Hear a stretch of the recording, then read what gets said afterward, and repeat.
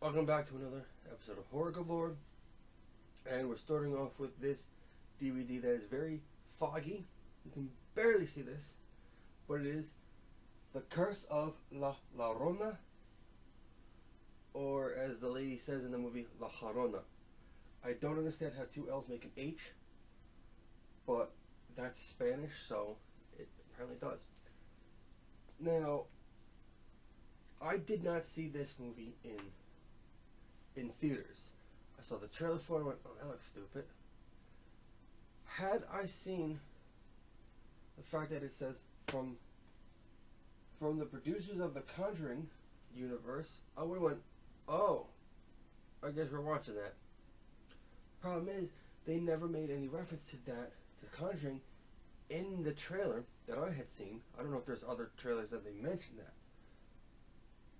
But because they didn't mention it was part of the Conjuring universe, I didn't go.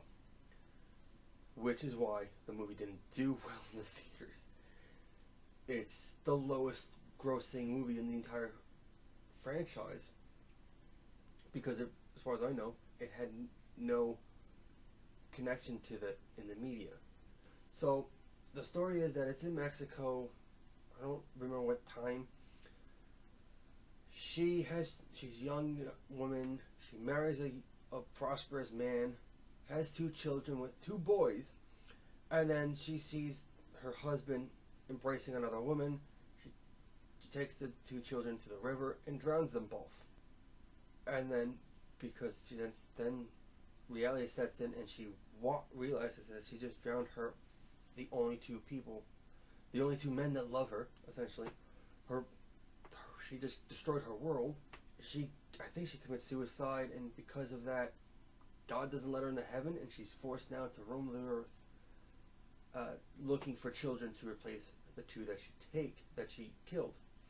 Which is a little odd thing, because no, God would have just sent her to hell for murder. But regardless of that,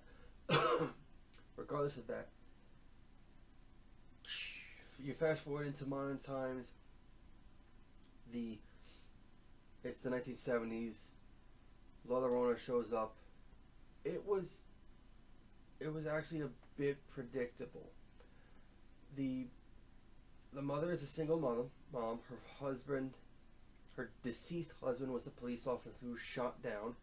He was killed on the line of duty. She's a social worker. Her two children, she neglects the shit out of them because she's always working. And they really don't function well as siblings because they kind of just ignore each other. I don't like the fact that the daughter is called Sam. This is the 70s. I'm pretty sure they would have called her Samantha. Because even in the 90s, I knew someone who was Samantha. And nobody called her Sam. If you called her Sam, she would throw something at you because you were calling her a boy's name. So I feel like that is somebody's modern take on, oh, well, Sam is short for Samantha too. No, not normally. Not in the 70s, at least. As far as I know, that girl would not have been called Sam. They would have been calling her Sammy at the most, if not just calling her Samantha. Regardless of that, she's an idiot. The mom's an idiot, and then the brother Thomas, I think his name was Thomas. He turns out to be one of the smart people in them. So, they're getting haunted by La Llorona. They're being possessed and tortured by this supernatural child molester. So she goes to church and she talks to the father. It's the same father from Annabelle creation. So that's the actual connection between the Conjuring universe and the Curse of La Llorona. Is that one character's in it. I would have liked a little bit more, but they didn't do that.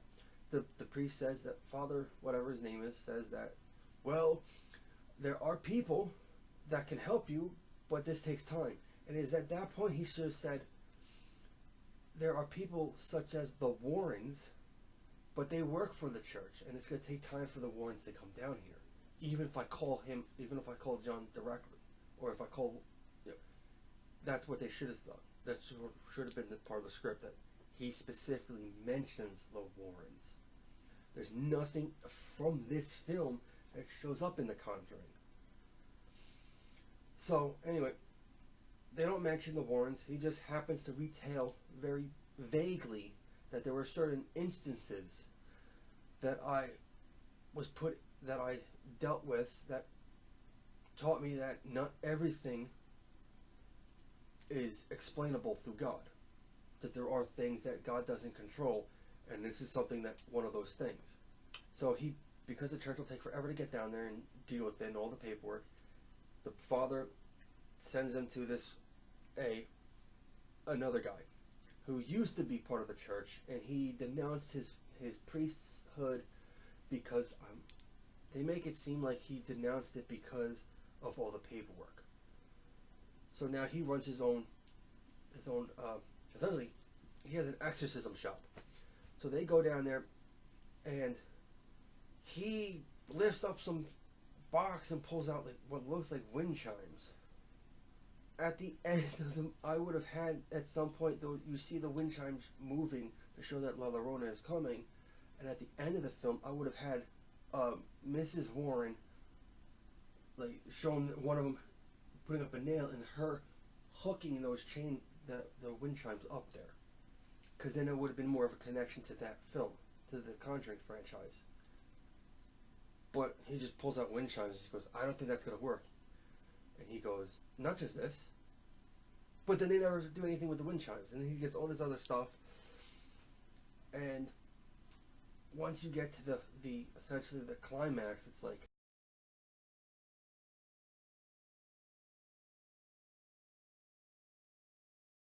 they had the same producers, but I'm assuming the same different writers, which meant it wasn't as clever. And that hurts this movie. The fact that it's in a franchise that's known for having great writing, and this had mediocre writing, really hurt it, and it could have been such a better movie. On to the next one. Daybreakers. So right up front, it's kind of glossy. In case you got Ethan Hawke, right in the middle, the man that played the Hobgoblin, also William Dafoe, and then this guy over here, who's Dr. Grant from Jurassic Park, his name is Sam Neill. Okay.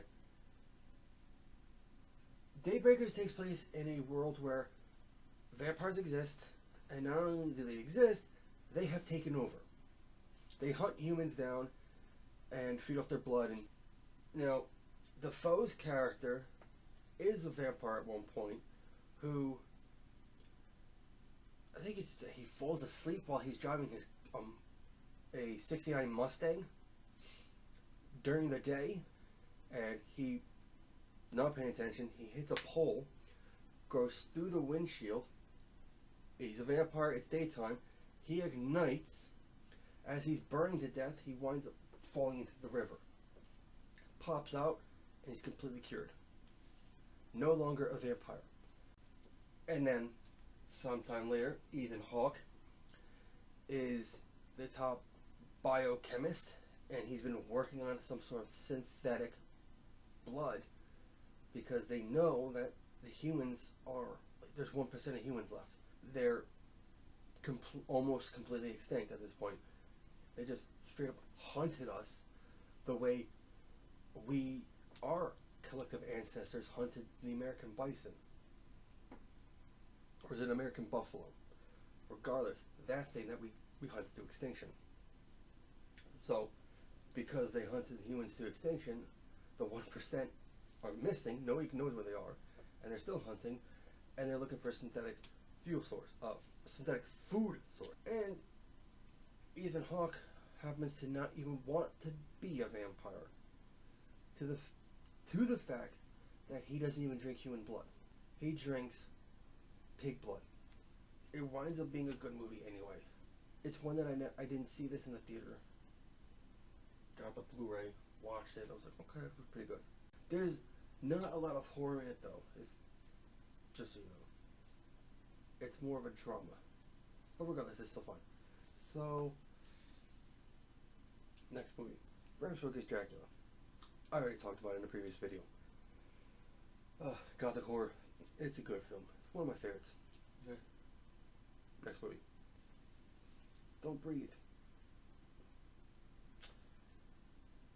This one is good. It was a refreshing take on the genre. Problem is, she's a horrible person. We should not be rooting for her.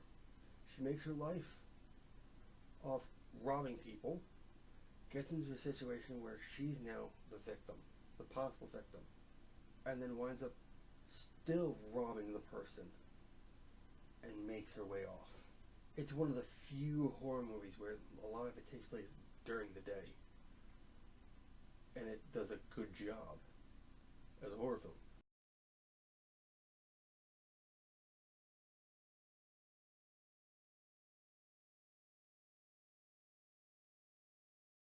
And that's that. So, if you liked it, press the like button. You can, if you haven't subscribed, please do. You can follow me on Twitter, Instagram, and if you want to support the channel financially, you do that at Patreon. And links for all that in the description below. Thank you for watching. Goodbye.